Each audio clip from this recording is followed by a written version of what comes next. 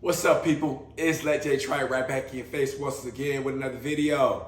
So let's get right to it. DeAndre Hopkins. Should the Cowboys sign him or shouldn't they? The Cowboys should stay away from Hopkins. You know why? Because we don't need to pay $20 million, right, for him, right? We already got contracts that we need to handle, like Micah Parsons, CD Lamb, my boy Trevon Diggs. We got to handle those.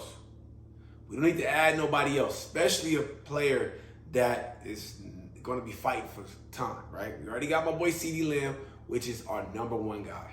We already traded for Brandon Cooks in this offseason. We got Gallup I think that's going to have a major bounce back this season. So I don't think we need to grab DeAndre Hopkins, right? We don't need to join the frenzy for him, right? Plus, look, he's been injured, right?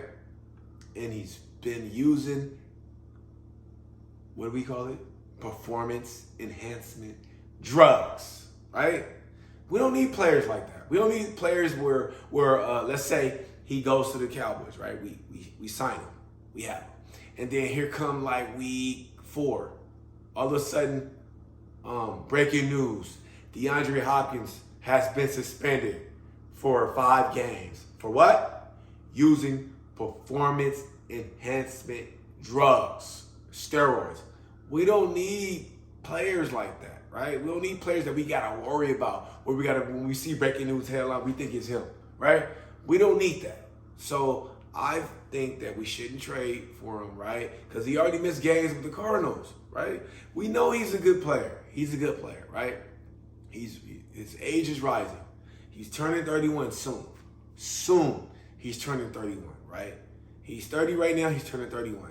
And he already getting up there in age. That's why he's using performance enhancement drugs. So, because as you get older, you wake up in the morning, you feeling sore, right? It takes a long time to recover. He probably used to be able to play football every day, right? Work out every day without feeling nothing. Now, he has to take some time off.